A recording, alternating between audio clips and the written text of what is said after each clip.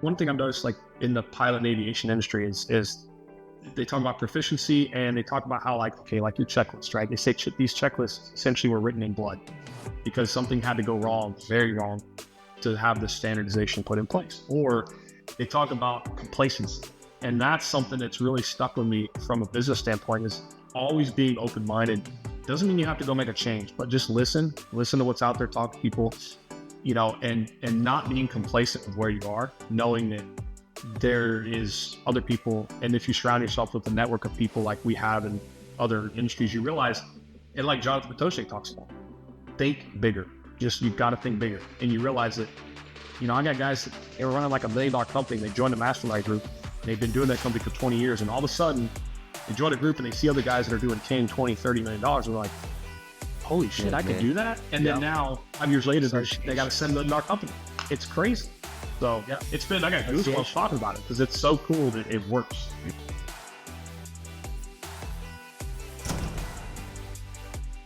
Chad, dude, again, thank you so much for being here.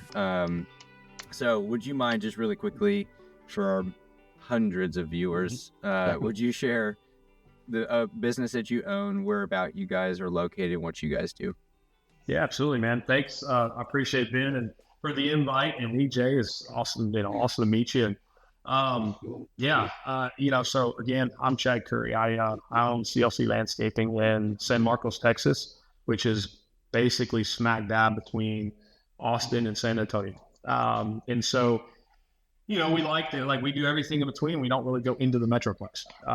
It's kind of the niche, right? So, from may not be the best way to measure, but we're the highest rated by at least over 100 reviews in our area. I'd say we're probably the biggest in our area that specializes in residential design, build, construction. We're starting to get in some bid build, a little bit more on the commercial side. I've stayed away for a while. And then we do regular lawn care for residential, whether it be typically like the mid to high end home. So not quite the estate style, but we're kind of starting to find our niche, and we're really starting to focus and hone in on that. So we've made some pretty cool changes over the last 6 months, and got some pretty cool changes that are continuing to happen over the next 6 months to really make this kind of full circle and work like we had anticipated, instead of just being the, like we all started, just a guy that just does everything, so. Yeah. But I was a terrible weed control technician. Yeah, it's pretty monotonous. I can say we do offer the service. We're getting better at it. It's at the beginning, it was me just trying to make it very simple, right? So we don't have, like a lot of guys that I know that do it very well. You have all these custom blends and they spray and what they say pull hose, which is kind of funny because the first time I heard pull hose, I was like, wait, what did you just say? And I understood what they meant by that. So now I just like saying it, but we don't actually pull hose, unfortunately. So, we're doing a lot of the granular spreading applications. So you do all granular, even pre-emergence? Interesting.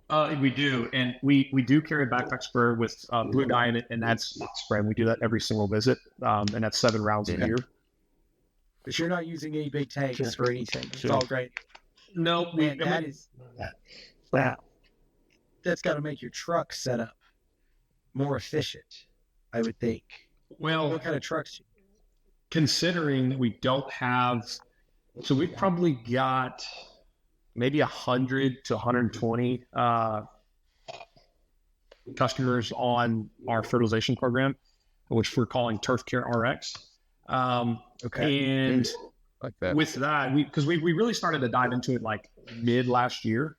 We did it, but we weren't doing very good. So we finally started really focusing on it and really start making moves to go the right direction in it.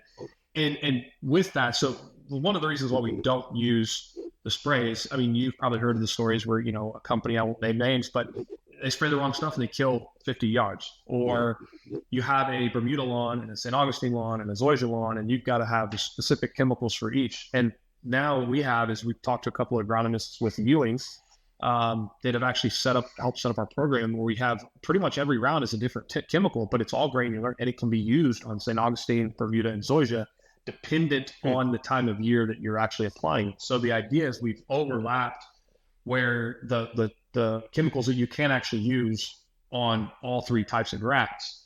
And we, now I know that we could probably get a little bit better quality if we did do the custom blends, but that adds so much more complexity to it.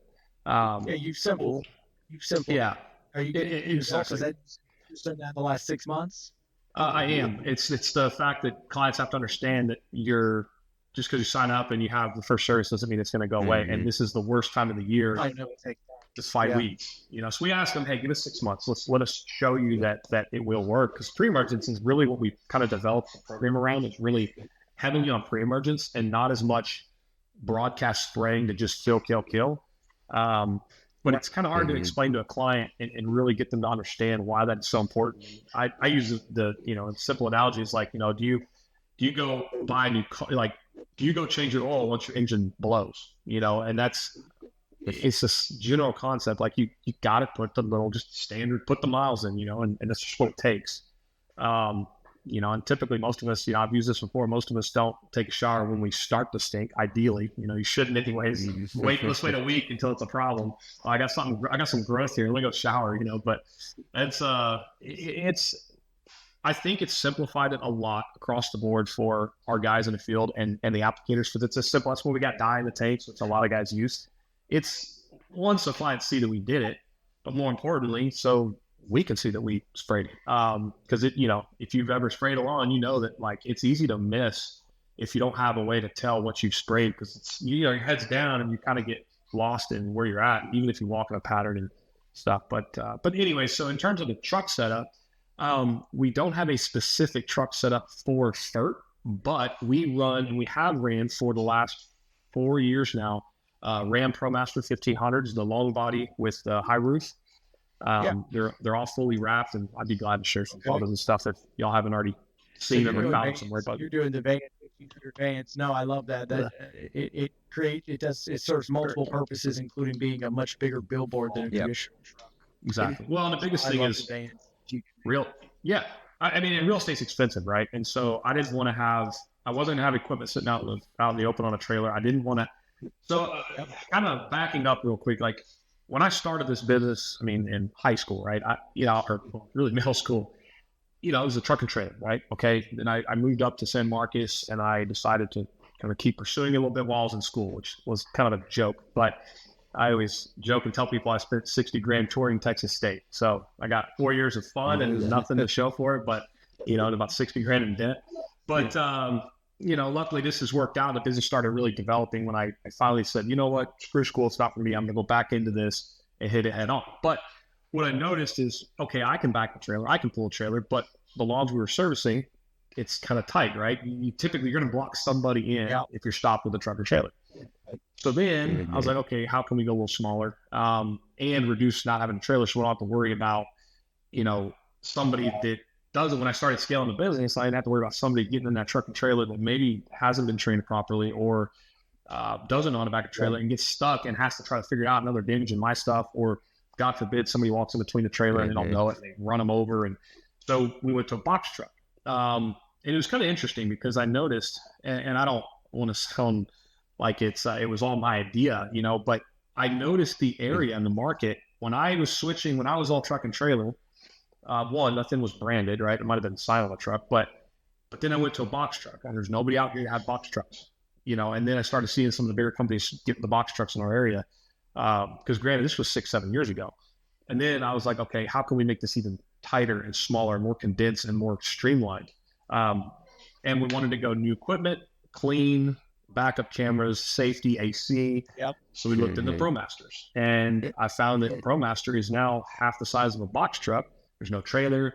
We've got the handy ramp, which I heard they went out of business. I don't know why, because that ramp's the best $2,000 we've spent. I mean, literally you can one hand, hell, even a couple fingers, you can pull that thing down and it goes up and down 25 times a day. So, but anyway, that's kind of how I got into that setup. Right. And so, it's worked for us. And I like it because we've always said, and it's something I've always believed in from a business standpoint, is when other people start doing what you're doing, it's kind of the idea to look at maybe changing, or maybe just, you've got to be that person that stands out that's a little bit different. And we've got a lot of compliments on, and people call and ask like, hey, what's that setup you have in your van? How does this work? And it's worked well for us. As long as your guy doesn't drive through the drive-through. What services do you use this van for? Basically, so lawn care as far as mowing bullet edge and your fertilization weed control. The kicker is fertilization weed control. So we can open the side door and you can actually slide a pallet and fit a pallet of fertilizer in there. It's not designed for that much weight. It will take it. I just don't like doing it on a regular basis. And we're typically not using whatever 30 or 40 bags. I can't remember what comes on a pallet. We're not going to use that all in one day on the properties we service. And so, we'll load up in there, 20, 25 bags, got a spreader, got our backpack sprayer. Everything has its place. Now, whether the guys put it back in its place, that's a different story. But ideally, that's, everything's the same. Everything's standardized. So whether it's us training, whether it's us having to repair something, we've got it down where, so we use Equipment Defender, which is the stuff that, locks in your equipment and weeders and stuff like that. We've got it down where we know exactly the distance that they're set at so that all vans, even some of our trucks that had them on the side, have that same setup. So I can take a weed eater from one to the next. Ideally, we just set all those fittings to be the exact same. But it really just comes down to scalability, right? Yeah, systematizing that is key to scaling it. Exactly. Because it gives you the ability to actually train large numbers of people to. Yep. And repairs and everything else, right? You got the same stuff. So it's been helpful. Like I said, I do see us in the future going to a 2,500 for like a van for foot, but I was going to say I've had a 2,500 and a 1,500 van. I have yet to keep a van busy. Anyway, that's another.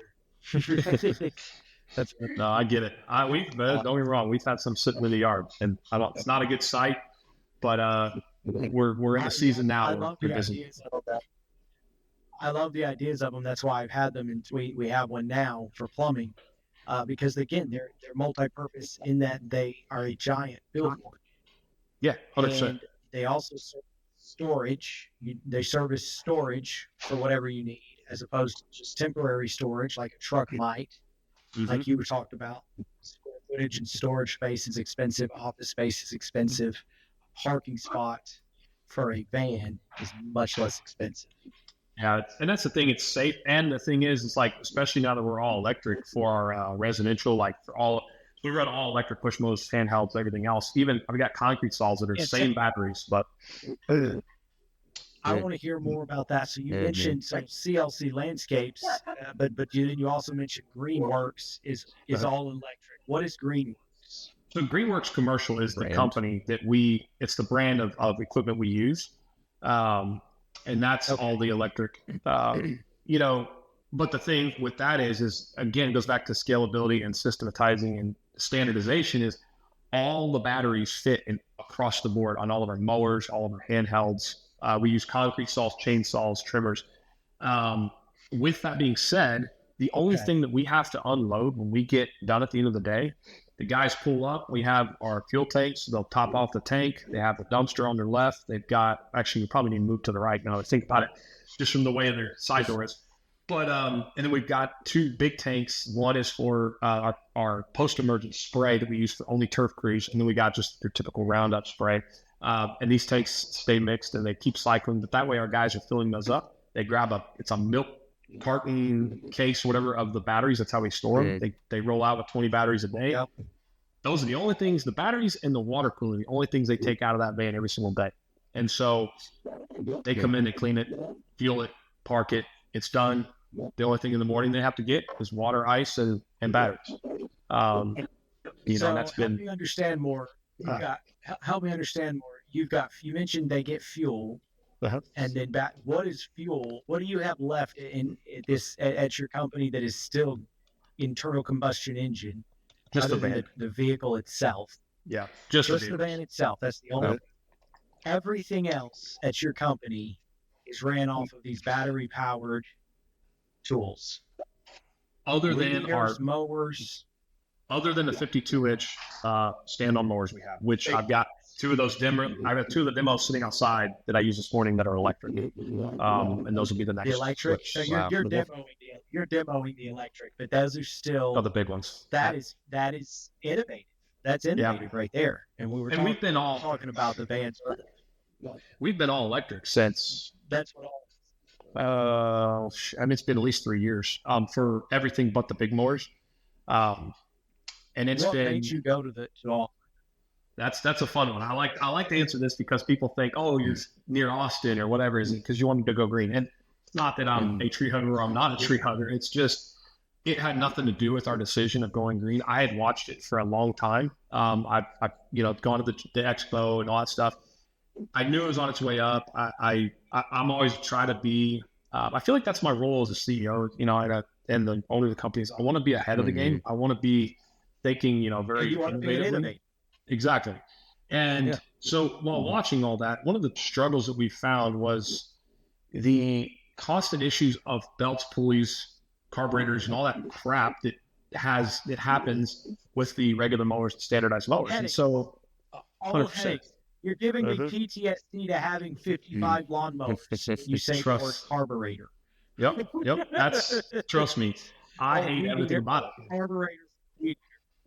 And that's the thing. And Stan is also my dad. He's my production manager. He used to be the one in the shop that was fixing that stuff, and it was constant hell. He would have said the same thing. It's PTSD, even bringing it up. And when I decided to make the switch, right, there was one main reason that I switched. Well, maybe two, but the main reason was the fact is it's battery. It's got a motor and a trigger and a battery, right? It either turns on or it doesn't. It's very simple. It works. It's got higher torque. It's got consistent torque, but it eliminated all those repairs and constant issues that we've ran into with the mowers and the weed eaters and wrong fuel and blah, blah, blah. But some of the nice benefits about it was right during COVID, right? When everybody starts working from home. So now we're mowing people's lawns and it's like crazy quiet. And they're like calling and saying, hey, you didn't mow my lawn. I didn't hear your guys. And I'm like, check your doorbell camera. And they're like, oh my God, I didn't hear him. I was like, that's why. I mean, literally, I'm on this zero turn earlier today. And the demo guy was literally having a conversation with me while I was mowing. And I'm sitting there and he's standing 30 feet away.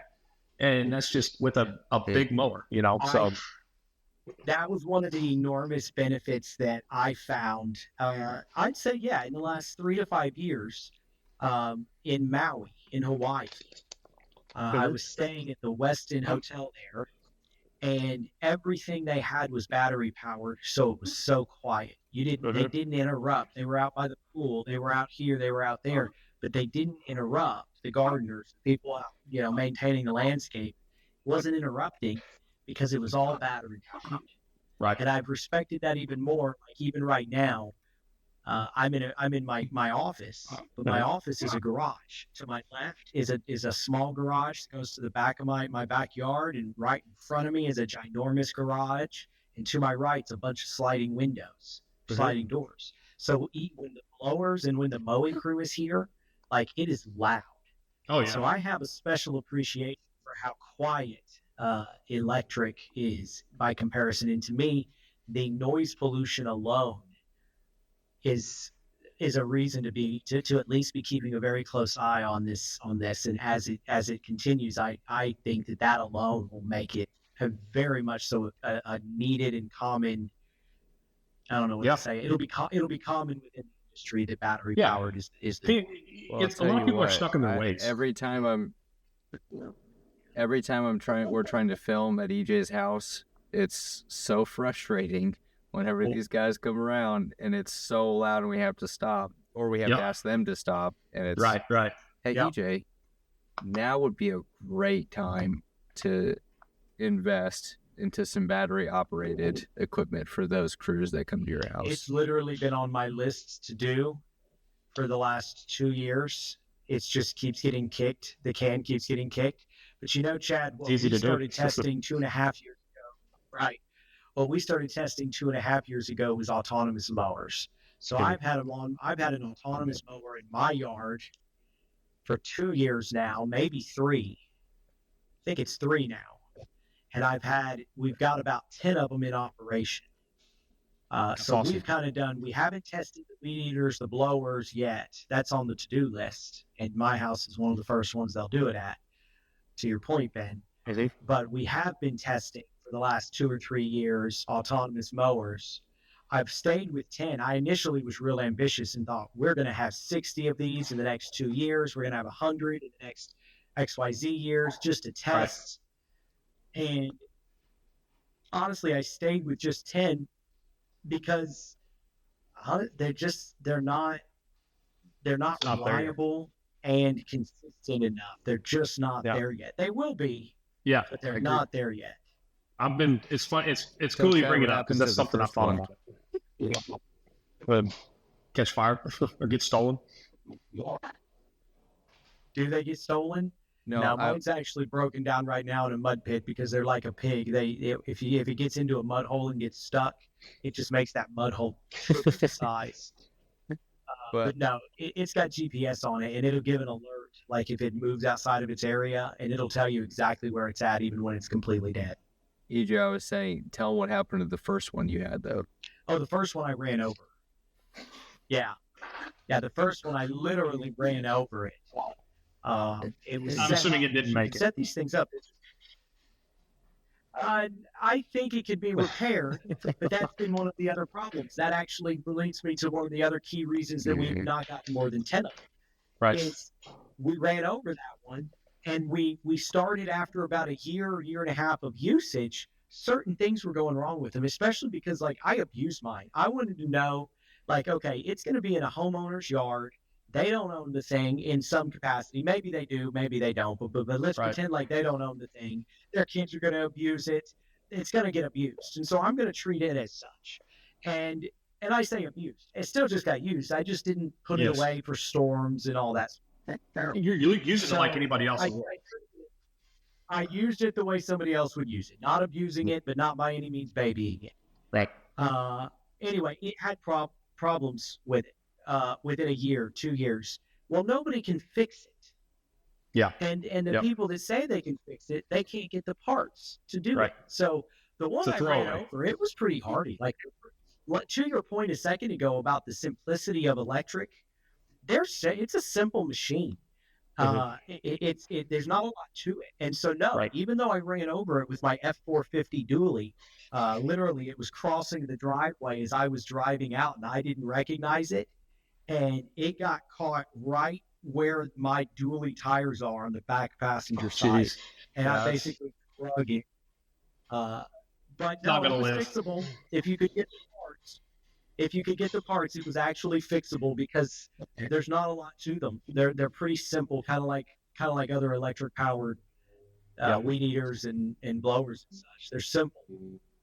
Yeah, that's what I was talking with the Greenworks rep this morning. Was the ability to we've had some issues with their 21s, right? They call them commercial. My guys call them Fisher Price mowers, and so we've ended up, and then luckily they're 2-year warranty. We've had, I don't know how many we've had replaced, but they finally came out with an upgraded true commercial 22-inch, and I'm excited to get my hands on it. I think next week. And point is, but it's also they're going to have parts for it where they're hub wheel motors, they're direct drive motors for the blades, and so it will actually allow us to be able to fix when we need to. But again, that's why a lot of they had trouble getting dealers set up. And part of the reason I found out, because I looked at being a dealer just to get like VIP status to, get what I needed. Mm-hmm. Well, most dealers make their money in repairs. So they're like, why do I want to go electric when, and a lot of them for a long time, they're throwaway. They're not meant to be. And then you have guys that are used to working on carburetors and everything else. Now they're trying to figure out, how do I program? You're hiring a whole different talent and caliber of person to do something that's not normal. So I think it's going to take some time. Who are the dealers? Who are the people that are repairing these? So, for the while, they've all just been throwaway, but their big mowers can be repaired. But the dealers that I work with now, anyways, locally, it's called Telus Equipment. They're a big John Deere dealer. They just picked up Greenworks here locally, but there's quite a few dealers all over the country, and they're making pretty good steps forward. But it's just the dealers aren't used to it either. We've had issues with 3 different dealers, and I realized it wasn't all the dealer either, right? Some of it's really Greenworks. It's all new. So Greenworks as a company, Greenworks actually developed or built these pieces of equipment, or are they a supplier or a distributor of this equipment? Yeah, they design and build it. Yeah. And then, correct. Okay. Yeah. They're a manufacturer. Exactly. Yeah. Yeah, so it's, I mean, they're just like, and so I found out today, Greenworks actually build, maybe I'm not supposed to say this, Greenworks builds all of Steel's battery equipment. So I was going to and ask then about just, that. That's interesting. yeah, because I was, No, just I had it with, they put that out the side door.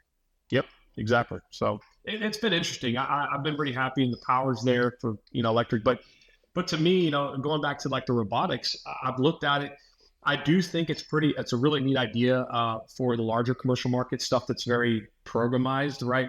Like a big soccer field or even a golf course. I've heard, I haven't seen a real more, but even like the ball picker, right, on the driving range. I play a lot of golf, and I was like, that's smart, even though that was my job when I was little, When we see them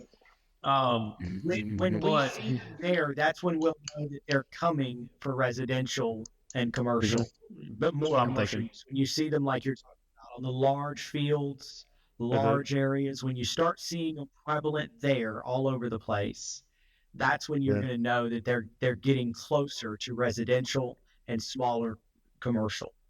And I think there's been a company, and I can't remember, there's a lot of companies doing it, but I've seen one company that is getting into the, I don't know what they call it, like micro geo coordinates or something, essentially where it's supposed to be accurate from a geolocation within like inches. Yeah. And you can essentially draw on a map, right? And it's programmed. So all you have to do is have a guy take the mower, set it on, it will mow while you're sort of weed eating.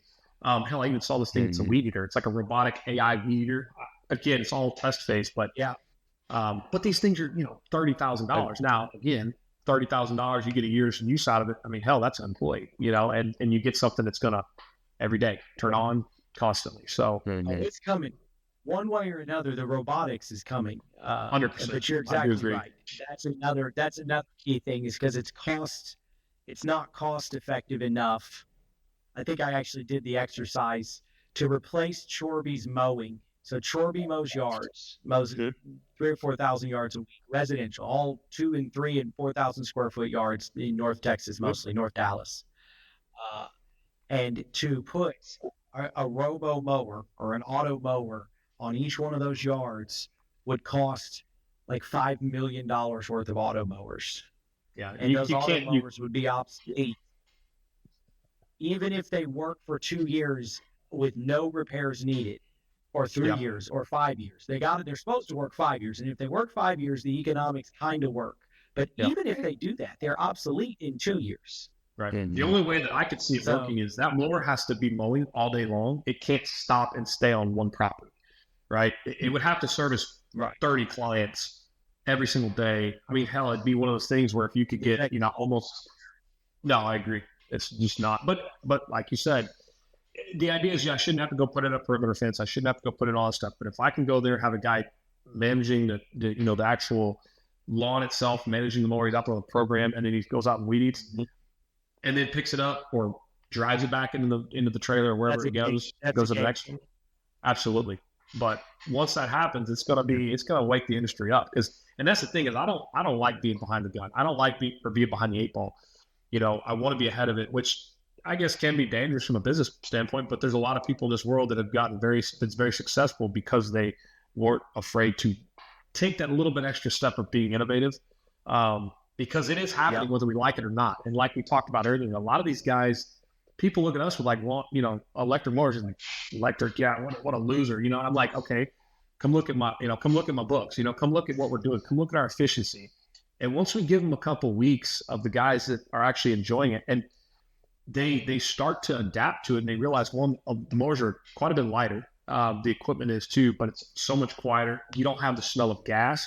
And now our prime target employee is not the typical Hispanic market of labor, right? It's not the guys who are seasoned that are used to it in our area.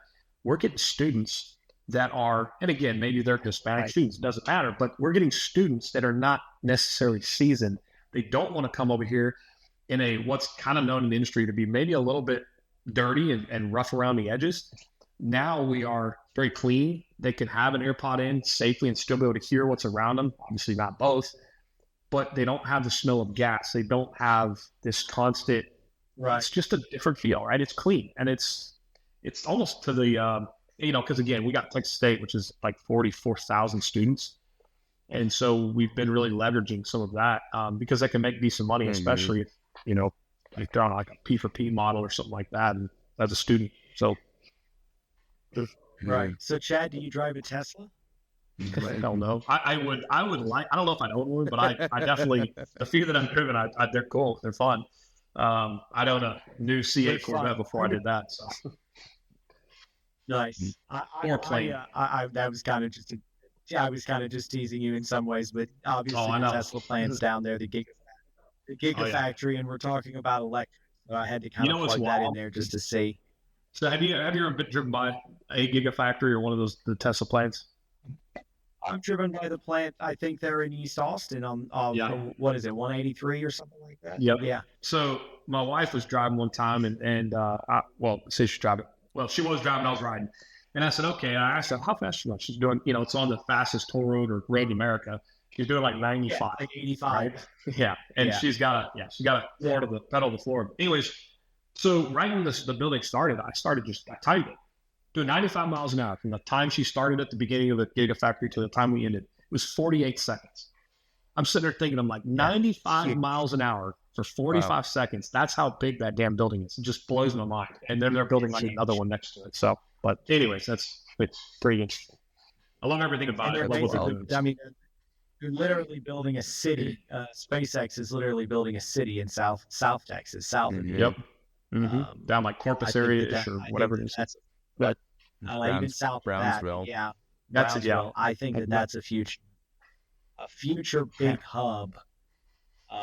Fast forward 50 years or whatever, that's a much bigger city than it is. They're an unrecognizable city, especially if SpaceX continues to innovate into space at scale. That creates an entire economy down there that doesn't currently exist. My grandma owns a couple of acres in Brownsville, and she's been wanting to sell for years. And I keep telling her, wait. Just wait. Yeah, absolutely. How many acres did you say, Ben? 2. By the way, your speaker is quiet today, so it's really easy to speak over you. I kind of like it. Gosh, dang it. I don't like that. I'm going to start yelling at you guys. That's funny. It's awesome. Shoot, I was going to ask you something. Well, to that point, I will say that I was going to ask who else in your area do you know that is all electric, doing the same services that you're doing? Nobody. So that's the other cool part. I've talked to, there's a couple guys that might have like a DeWalt, like, something they bought from Home Depot or something, but even some of the bigger commercial guys, they don't do it. Brightview, I know, is starting to adopt some Greenworks commercial products, but it's more in Austin. And it's more on the, I don't know what you'd call it, but, like, for example, I got a buddy up in Des Moines, Iowa that manages some of the Facebook data centers. And, they keep all the equipment on site at Facebook. Like that's part of that contract. And so on those like that, where they're required to maybe be quiet or be green or whatever it may be, I know Brightview is using some of that, but they're definitely adopting into it more. But in terms of my area directly, which is 30 miles each way, I haven't found anybody, and I've looked pretty hard. So, I think people are stuck in their ways. I just decided, Chad, I'd like to come down to y'all's facility and do a site visit and record. Yeah, love to have you, man. And basically do a shop tour. We need to do that with the T-Pig tour later this year in the fall when we're down in Austin. There you go. Well, I can tell you this is the nicest room in my office, but this is our main entry now. It's not bad. It gets the job done, I'm sure y'all been to a lot of lawn care facilities. We do the same. So most of our offices are garages of different sizes and even closets. Ben loves to joke this. He once had a closet. It was not a joke. Well, it's not a joke. It was a closet. It was literally a closet. But Ben, you make it sound, it was a walk-in closet. What is your definition? A squeeze in. The difference is, did it have its own light switch? It rode the line, but yeah, barely. Yes, but it did not have windows. Yeah, well, see, there you go. Yeah, it's a closet. It rode the line, but it rode the line between being big enough to be in an office and small enough to make fun of it. So that's why There you I go. just harp on it. He loves it. But I just love to think of him working in a little closet. That is kind of funny. I don't even actually remember where it was or what it was because it didn't clearly I've got last. pictures. You've got pictures. You need to post those. Absolutely. I'd love to see it. Where you started in the closet. That would sound Don't do where you that. started in the closet. He came out. Not cool, man. Oh, Not cool. man. Let's not go down that. Yeah. Yeah, I prefer We that. got- So what was the investment like going seriously? What was the investment like going from internal combustion engines over to all electric? Initially, it was about $35,000. We started just 3 crews. It really surprisingly wasn't that bad. I did the math from a total, like what a startup cost was per van. And it's also because we're not using the big stand-on mowers because those are not cheap. I mean, a 52-inch stand-on electric mower is $25,000. Now, when you calculate the ROI on it, it's actually cheaper than, let's say, like my V-Rides. But it's the batteries are actually some of the most expensive part. I mean, I think we got right now in the office or in the shop, we've got $30,000 in batteries. And a battery wall, and I had to put in 9 new 20-amp breakers to run, to be able to charge it. But the equipment itself is very comparable to what you'd buy in the so take the battery out, right? The equipment itself is actually comparable to any commercial equipment, even the big mowers, right? Because those batteries in those big mowers, they got a 5-year warranty and 2,000 hours, but you take the battery out. Let's say you had to buy a new one. It's like $7,000. So, you start, I think it's 7 to 10. So you take that out of it. Now you're just a little bit more than a regular gas mower. And that's one of the things I looked at it too was, they're so, well, we already talked about being simple, but like even the big mowers, I was looking for like all the little extra, pulleys, the locks, and there's not a lot of mechanisms. And so, but from an investment standpoint, yeah, if I just on handhelds and push mowers, we were about $30,000 all in at the beginning. We've made probably another $15,000 between some batteries and some additional handhelds. Then we got some chainsaws, some pole saws, which we don't do a lot of tree trimming. We do need them. Pretty much anything we can reach from the ground. I got concrete saws. I would say all in right now we're probably pushing 60 grand. But now, so this is another thing that I think you'll appreciate is so when we calculated out, I went and kind of added it up. I said, okay, from a savings from time and from downtime and all this other stuff, what it works to be is about, like I budgeted it to be about, I could replace all this every 2 years. But what it breaks down from the standpoint of, okay, we know how long a weed eater that doesn't want to start takes, right? It might take you, I don't know, 2 minutes. Let's say 2 minutes of property times 20 properties times 3 crews or 5 crews or 10 or whatever. That cost, if I took that and put it into an electric savings from, it either works or doesn't, pays for this equipment in less than 8 months. Just the time savings. Not obviously there's caveats to that, but that to me was like a huge eye opener and made all sense in the world. And the idea is like, maybe I'm not going to get rid of it in 2 years, but I could. Because I could budget for it. So,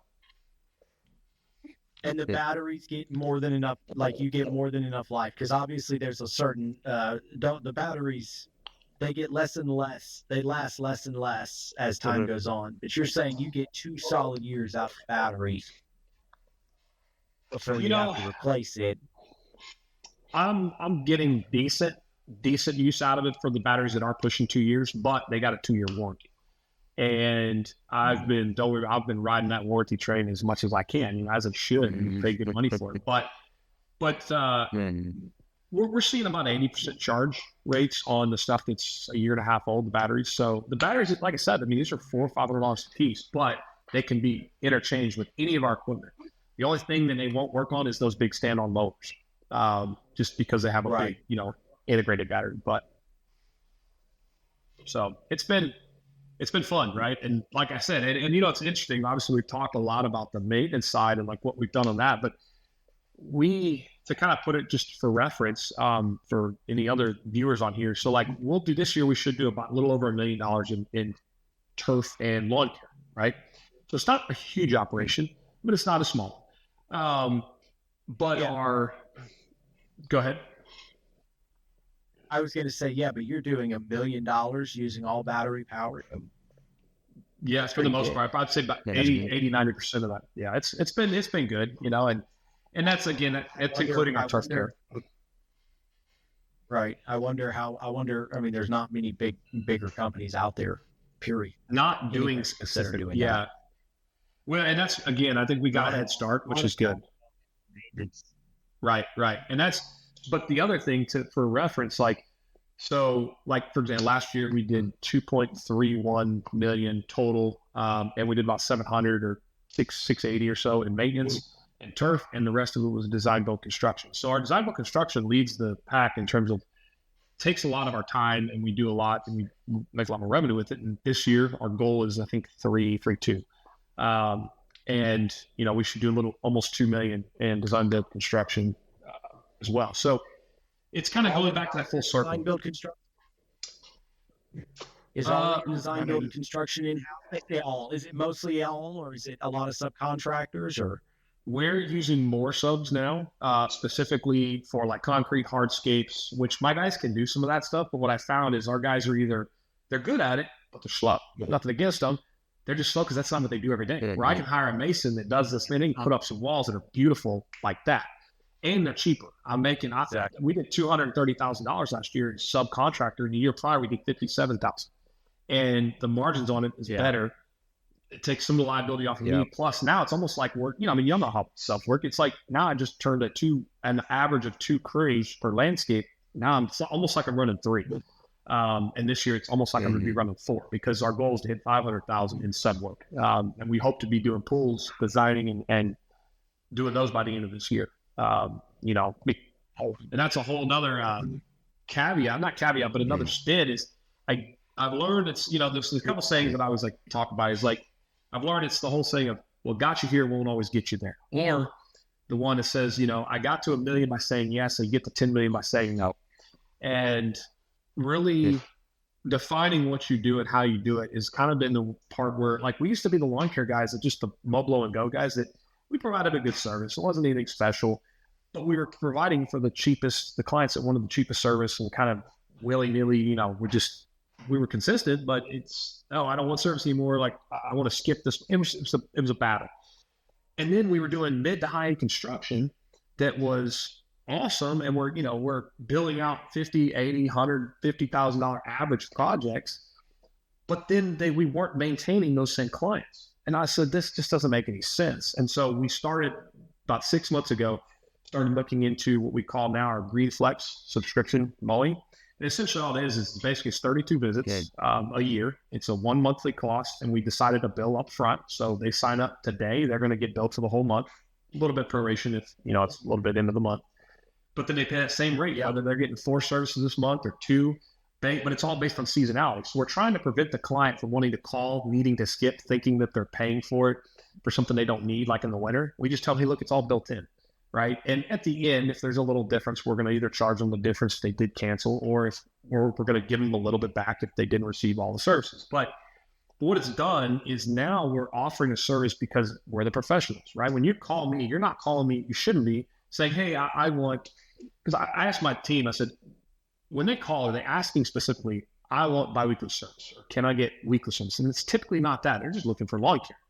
So when we offer, we say, hey, look, it's one service. Hey, it's this program. You pay us to make sure your lawn looks good. This is how it goes. It's going to fluctuate in the season. The idea is your lawn should never look bad. And you're going to pay one monthly cost. And you can add on, plant bed care for $13. It's all based on square footage and stuff. But what that does is now we're starting to get into the market of the clients who actually, excuse my language, but give a shit about their yard, that are willing to pay, and they start to have a value. They add value on how their yard looks, which is now starting to breed and cross paths with the services and the clients we actually service from a standpoint of design build construction, which is where we go in from that. We try to add to the end what we call our aftercare program, which is essentially we'll warranty a lot of their items, like plants, living items, we say for the life of basically for life. It does say within 10 years, but if they, exactly, and they can't skip it, they can't stop it and come back in a year and say, But like, the idea is I got eyes on the service. So if you want us to, warranty your grass, I'll warranty your whole yard. 10 years from now, if something dies, I'll come replace it. But you got to have our turf care, and you got to have our mowing services. And we have what's called WaterWise, which we do every other month. We come out and check the irrigation. We use the smart controllers with, but anyways, it helps kind of build that little white picket fence around them. It's kind of like Tommy Mello says, if you're familiar with who that is, and so, build the service agreements, and it's, but no contracts, but the idea is they forget about it. And that's helped us. We've lost some clients, but when you do the math, and I've told my offices, because, and granted, I love that they're looking out for it, but they're worried like, we're going to lose clients. They canceled. I said, look, they canceled because we weren't making money with them anyway. We were losing money. And I have to explain that. I said, I get it, but I also did the math. I could lose we had like 400 active service clients. I could lose, I think it was like 38% of those clients and break even if the rest of them went to the service. And I think we've maybe lost like five actual clients total. And so it just, it's basically print money. Raise prices. It's exactly it. Yeah. And I think, it's so important. It's, you talk about prices, raising prices. I just had a financial consultant I work with in the industry. His name's Jim Houston. He's real big in the design build industry for financials and budgeting, all that stuff. Anyway, so he was in lab this, what is today? Thursday? Yeah, he's in Tuesday or Monday. And, we were talking about it. What we've learned is, and what I've learned, and you probably are aware of, is a lot of the guys that, are stuck at that $400,000 or $500,000 mark or whatever it may be. It's not always an efficiency problem. It's not necessarily always an operational problem. It's a pricing problem. And people don't realize what they need to charge, and they're scared to. And I tell everybody, like, man, I can tell you, that's my favorite time of the year now. I used to be the worst time of the year, but even with all of the YouTube and all of the talk about pricing what you're worth and pricing better and the home services industry is still way behind as a whole. Lawn and landscapes is even far behind for home services standards. It's just it's really it's an underpriced, undervalued industry, and on so many levels. We're the last that come in, like from a landscaping standpoint, we're the last ones that come in. It's also a client will value them paying for maid service inside more than they're going to value paying for a maid service outside, right? Because they're inside more often. And I understand it. But it's the same point that we've made the decision to get into pools. And the reason why, it's not one, we can design them, we do them. We have a very strict process for construction, design, build, which is, we've had to develop. It's not perfect, but we're better than most in our area. And I'd even argue we're better than most for residential process and planning for probably, definitely our area, maybe even larger. But point being is, it's taken some time to get there. But what I found was, again, landscaping. We're always the last guys that all of the budget of the wife builds a new house, they build a new house, the wife needs a bigger closet, or the husband wants an extra garage, and the budget gets overdone. Well, it's the same concept is, that always comes from landscaping. So, and then people undervalue landscaping and their lawn care, but more so in this point is landscaping. We go out on site and they're like, oh, I want to do this, that, and the other. Well, you have a budget, you have an idea in mind, what you want to spend. They're like, oh, I want to spend like 10 grand. I'm like, you can't get this for 80 grand, and a lot of it comes down to us educating our clients. But the reason why I wanted to get into pools is 9 out of 10 people finance their pool. And the majority of our pool builders around here, they don't do any type of landscaping. They'll design it, but then the client's like, hey, where's the landscape? Oh, no, we don't do that. And then they'll destroy the irrigation. And honestly, just us saying, hey, guess what? We also know irrigation. I bet you I could sell a pool just because of that, even though it's not rocket science, it's not hard. But now I get to design the pool, the landscaping, the whole outdoor living section, and do it before they go to the bank and say, I need financing, versus them spending $150,000 on a pool, adding some stuff. Now they spend $160,000. It comes out of landscaping. Now there's no more money. You're seeing them building and updating and upgrading their landscaping because you're able to sell and they're able to go to the bank to get money for the landscaping as well. And because a lot of people aren't going to spend the money. In my opinion, I've seen a lot of people don't really like to finance landscaping. And I can understand to a point why. Now, getting out there and living, right? It's like doing a kitchen, right? Okay, they see the value in the financing, but with a pool, because it's typically a higher ticket item, it's also an investment. It's going to last a lot longer. It seems a little bit more prominent because not everybody has $150,000 just sitting around. Hell, I know I don't. The bank owns me and owns my pool, but at the same time, I can get in ahead of time and say, hey, okay, your pool's 130, and we're going to budget. This is designed. We're going to add another 50 for landscaping instead of them building that $130,000 pool, getting a loan for 150, and realizing that shit, I'm $30,000 short. And then now, guess who loses? DLC landscaping. We don't get to build that beautiful landscape people wanted because they didn't plan for it because they didn't know. They just didn't know any better. And it's just, you know how it is. Dude, I just ordered another truck. Yeah, I've had my truck for longer than normal, but I just ordered another truck. It's $94,000. Luckily, I'm going to sell mine for make like $50 for it. But point is, people finance. People are used to it. I don't necessarily like to finance customers for the smaller projects because typically those are the ones that I don't want to say needy because if you're paying good money, I tell our guys, like, you have the right to be particular. But you have to do the same. You have to do the same amount of work for a $2,000 job as you do for a $20,000 job. That's exactly the problem. A lot of the built-in startup, costs are the same, whether it's $2,000, $20,000. That's why people don't understand either when we say, hey, there's this price. And again, with Jim Houston, we just figured out we know our daily rate. I know that it cost me for one day. I got my break even is about $1,976 and some cents for one landscape crew to roll out for a full day. That's before I add materials or make any kind of money. And that's, right. Granted, if everything goes right. And people don't really understand that, nor do they value it. And I don't think it's intentional. They just don't value because they don't realize, again, it's like, well, your AC goes out. People pay a fortune for that because guess what? Your AC's out, especially in Texas. It's hot as hell. I'm sweating. I want to fix your problem. You're paying. Yeah. Yep. And, and so we're trying to get people to see value in more. At Shoreby, we're going to offer all those services basically in the same concept, but across the entire board, your HVAC service, all of it's necessary. I always like to fly into a suburban or urban area, whether it's Dallas, Fort Worth, or Austin, or Houston, or anywhere. My favorite is to fly into Las Vegas personally, but that's just my personal preference. But I love flying in. You see all of those rooftops and all of the potential value in maintaining those rooftops from top to bottom, whether it's the grass in the yard, whether it's the HVAC system, whether it's the roof itself, whether it's the 15 or 25-year remodel of the bathroom and kitchen, whether it's the flooring, whether it's the windows, you name it. I love a well-maintained property, and that I see value in being able to bring that convenience to homeowners.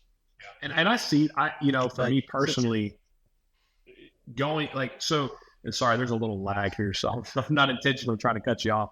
To me, like that was kind of the one thing we were missing. The only thing we were missing was pool building.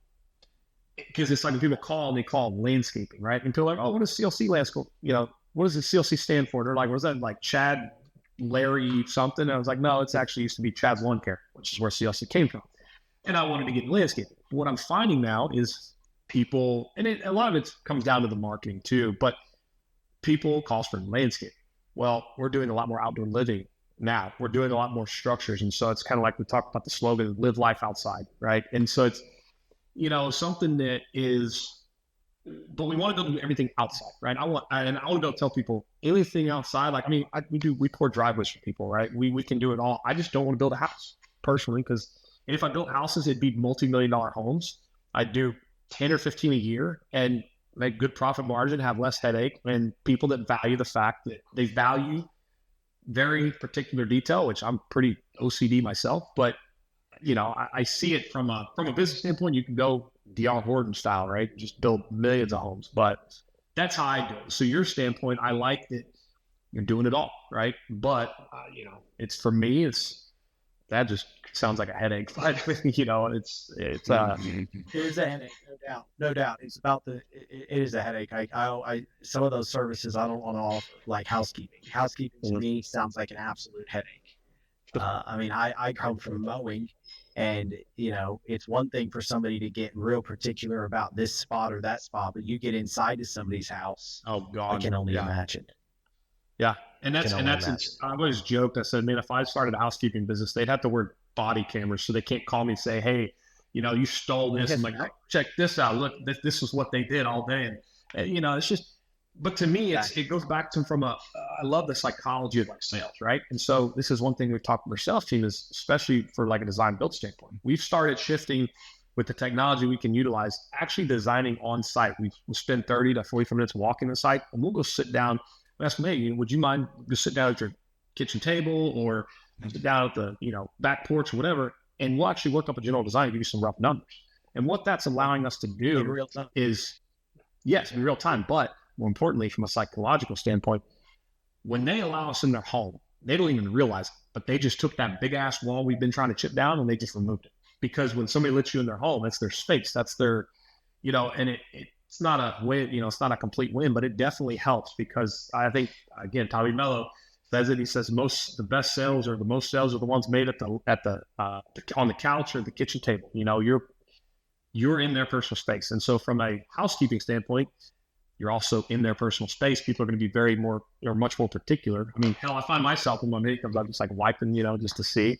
And I know, because I'm in the service business, like, dude, you're going to miss stuff. And she does a pretty good job, but I find myself doing it, right? Because we want the value and we want to feel the value of what we are paying for. And sometimes that has to be, you know, like, I'm going to go touch it, you know? And so, but I can imagine the headaches with that. I'd run so far. Somebody said, hey, you got to go inside somebody's house. So real quick, I want to go, I know we're a little bit over, but I want to ask you one more quick question regarding a little bit about your journey, your input up to this point on building and leading a team. And also clearly you've done mastermind groups. You talked about a gentleman that's helping you do some financial planning. So your journey building a team and seeking counsel and growing. Yeah. You know, it could be a long-winded answer, but you know, it's simply put, I think what I've learned over the last 10, 12 years, and really over the last 4 to 5 years, right? It really didn't start until I joined my first mastermind group, which was the Service Autopilot Academy. Then I was joined in the Academy Elite with, y'all probably heard the name Jonathan Toshin, who started that Service Autopilot and who has City Turf, which is a whole other thing, you know, in the DFW area. I know the lawn care millionaire quite well. Actually, I have dinner with him in a few weeks. I try to have dinner with him twice a year. But I remember when he started Service Autopilot Academy and he wouldn't let me in. I was a direct competitor of City Turf. He didn't let service. I think one of the Service Autopilot Academies you don't have direct competitors, and so correct. Yeah, and it was cool. A hard time that he wouldn't let me in Academy formally. Smart guy. Yeah, no, you know, and that's what, but it's so cool, you know, and being within the Academy Elite, I got to know him. I got to know a lot of these guys in the industry really well. And it's kind of, I don't want to say it's kind of corny or whatever the word would be, but it's weird. It's almost like a family, right? Yeah, I get to know these guys. Some of these guys have become pretty good friends. Like I'm going to Destin. We did last year. We're going to Destin again this year with like 10 of them, right? The guys and their wives, like guys that I've known, and they're all in this industry, all over the country. And what this has done, you know, like I've been to, one of the guys had a baby, and Jonathan and his wife Tiffany, they threw a baby shower at their house in Dallas. You know, we went up there for a baby shower, you know, and it's just, but to know that like this guy is like, he doesn't have to be like buddy with us, but I could call him right now, and if I needed help, he'd pick it up, you know, and it's just, and the dude's probably worth freaking close to $1 billion, I'd imagine, you know, and so, but he's just another normal guy. But one of the things I always asked him, I said, man, what did it take? Like, you know, it's like every entrepreneur asks, like, what did it take to get you there? And the thing that I've heard the most, and he said the most, was people. You know, you surround yourself with the right people. You really focus on the people. the leaders and stuff. And there's a lot within that, right? You got to get the right people. And I'm still learning that. I've got Natalie, which Ben is met at EJ. You might have met her, and she's the one that deals with people. She's good with people, and I'm good with people, but I needed somebody else that can do that other than just me. And that's been a big point of really trusting and empowering other people to be able to make decisions for you in the best interest of the company. But that's one of them, right? The other thing, even that's really made the biggest difference is really understanding your financials. And I'd say I still don't have it down perfectly, but there was a point in time about 6 years ago that I was selling at a 2.5% loss, and I had no idea. And I went to one of Jason Cupp's financial roundtables, and it was an eye opener. And it's taken a little bit. You change your prices, change your ways, operations, whatever, and before you know it, you realize that, okay, we're finally building something here, and that's been that was extremely important. But I think so. And the last thing I would say too is that I've really learned is, so again, my dad works with me, technically for me, but I say we all work together, right? And so he ran a trucking company for a long time, and he's more hard-headed and it's like, oh, I can do it. And it's like, just because you can doesn't mean you should. And so anyways, when he retired, decided I was done with that. I need somebody I trust. That's when he came on with me. He's been with us for about 7 years. But one thing he's always said, that I see a lot of these guys that we talk to, they want to start a business, they want to do something. And I was talking to my sister about it just the other day. The thing that holds them back is the fact they never take that first step forward. And sometimes you just got to put one foot in front of the other, but you have to stay focused because, again, we're all ADD. You said at the beginning of this call, I'm ADD, I'm ADHD, and I was diagnosed when you actually had to go sit in a room for 3 days in a row and do this little computer thing and models. And you didn't have just an iPad, right? I've been on medicines and in kindergarten. But point being is, it's the people, they see the next big, bright, shiny object, and I'm guilty of it. But then they want to jump. They want to go do something else. And they're like, no, you got to stick with this because you're going to have the ebbs and flows. But it's not about making that one smart decision. It's making a bunch of little good decisions and a couple bad ones along the way, but continuing to make those little small ones. And then you'll look back in 10 years or 20 or 30 and say, damn, we built something, right? And so it's interesting. People are afraid to make that first step. And that's even like employees. I'm like, dude, you can't keep bouncing around. It's not going to come overnight. But if you keep putting in the work and the time and you're with a company you believe in and that you can stand behind and understand what it takes and what everybody else around you is doing, and you might actually be a part of something down the road. Now, if you want to go be a business owner, more power to you. There's a lot more to it than people see, as we all know, but it doesn't mean you can't do it, right? And so anyways, that's kind of the sum of that piece that I feel like, and I still don't have it figured out. I'm learning every day. I feel like I always say, if you're not learning, you're losing, and so it's that's what I said. That's why I ended that question by saying so far on your journey so far, because like you said, we're all learning. We're learning every day. Yep. Absolutely. That's, it's been important to me. And the last thing I'd say too, is, I've been working to get my pilot's license and, taking a little longer than I'd like, but something I've always loved. I've always loved aviation, whatever. And I've always loved engineering, everything about it.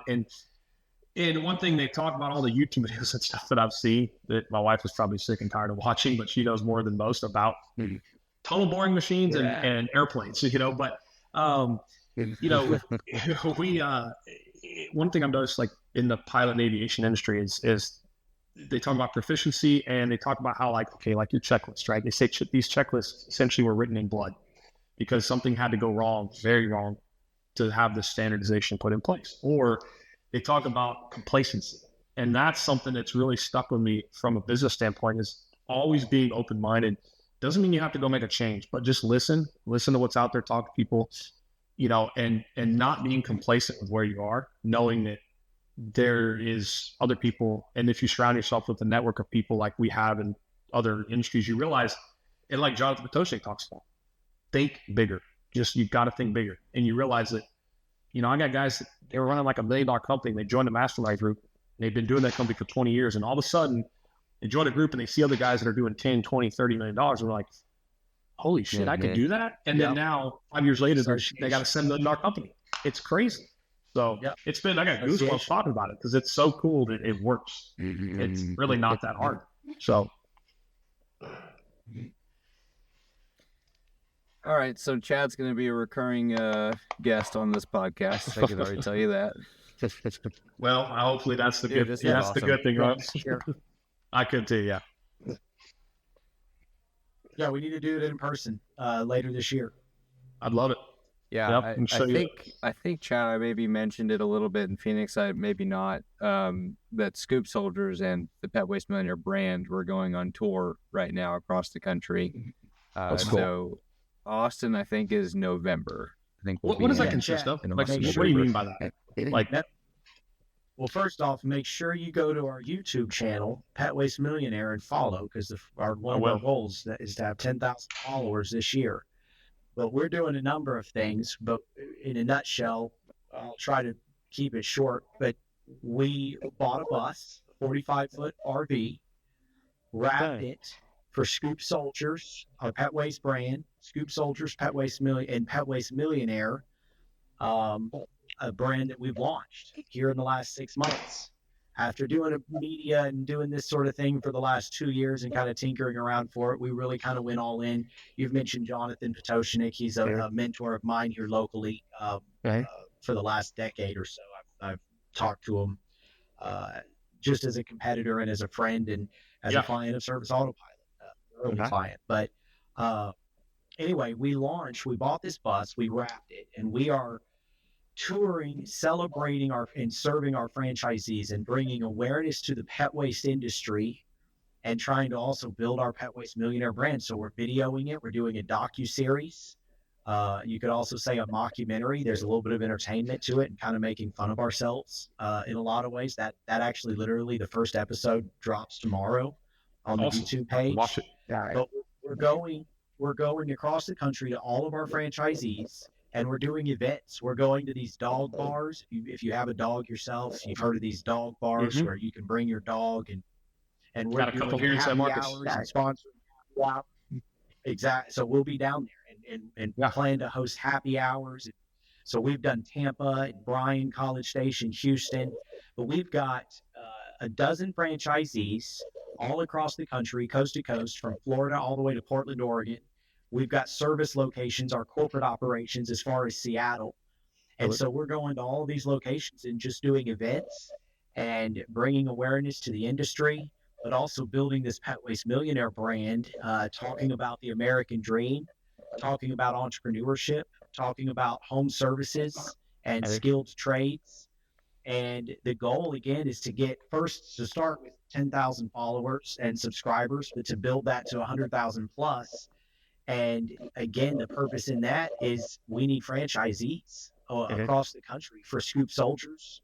We've got 12 franchisees. I think we're in 17 states, but we still need to go to the Northeast and we still need to go to the Midwest for Scoop Soldiers. And in the future, Chorby's going to franchise as we develop technology that allows us to franchise beyond lawn care, beyond landscaping and tree trimming and mowing, but also for plumbing and HVAC and garage door repair, you name it. And so we need a following, A, to document our journey, but B, we need a following so that when the time comes to franchise, we have franchisees or people that are interested. So be sure that'd to be follow awesome. us. Absolutely. Yeah, I'll get my office to follow you too. And thanks again, Jordan, for yes, please, as many as possible. Awesome. I keep joking. I'm in that phase that I remember being in a decade or more ago, where I'm like grinding for a decade ago. I was grinding for Mo clients. Like, how many clients can I get? Like, it'd be 3 p.m. on a Wednesday, and I was like, all right, who can I call to make that one extra close for the day?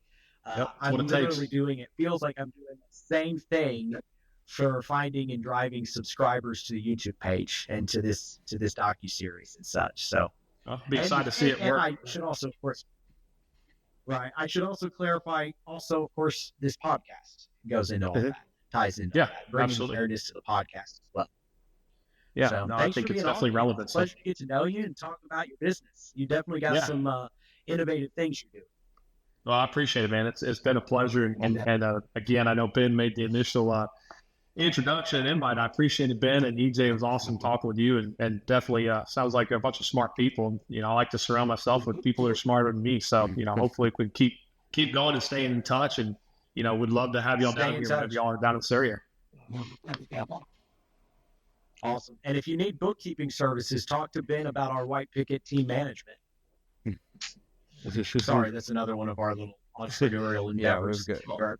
Literally today, Langlet's came into the office and he's like, I have an idea. And so we started to draw out our 90-day boot camp course that we're going to be launching a white picket team. Nice. Yeah. Stay tuned for much more to come with white picket team management and the management and leadership consulting and accounting, bookkeeping that Ben and Jeremy Langlitz are building really on top of what we've spent the last 5 years building with Scoops, Ultras, and Shoreby. So it's awesome. Yeah, that's awesome. Looking forward to seeing it. Absolutely. Thanks, Chad. We'll obviously be staying in touch, and once we finish editing all this stuff, we'll make sure you get all of the copies of everything so you can publish in your socials too. Cool. We'll be tagging you guys and everything. I know you guys are staying up to date on your social media, so we try. It'll be perfect. Yeah, I can't take full credit for that, but got a good team that helps. So we try. Yeah, there you go. It's all about my brother. them. I can't do anything without them. Nope, not at all. I appreciate it, man. It was a pleasure. Yeah. Thanks, Chad. Thank you, sir. Yep. Take care. Bye. Talk to you soon.